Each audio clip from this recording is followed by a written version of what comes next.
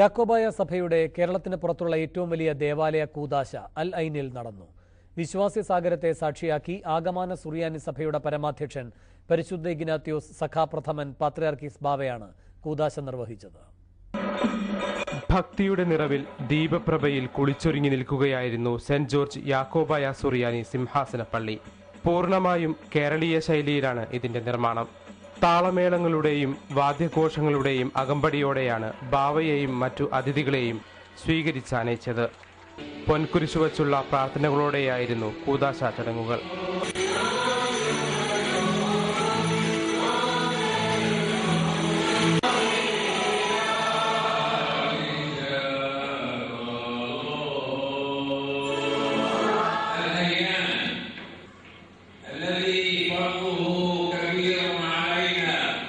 പൊതുസമ്മേളനത്തിൽ UAE പ്രസിഡന്റിന്റെ മതകാര്യ ഉപദേഷ്ടാവ് Sheikh Ali Al Hashimi, Abu Dhabi chamber of commerce director MA Yusuf Ali തുടങ്ങി നിരവധി പ്രമുഖർ പങ്കെടുത്തു. പാത്രിയാർക്കീസ് ബാവയുടെ കാർമ്മികത്വത്തിൽ നടന്ന ആദ്യ മൂന്നിന്മേൽ കുർബാനയിൽ മെത്രാന്മാരും UAEയിലെ വിവിധ ഇടവകകളിൽ നിന്നുള്ള വൈദികരും ആയിരക്കണക്കിന് വിശ്വാസികളും പങ്കെടുത്തു.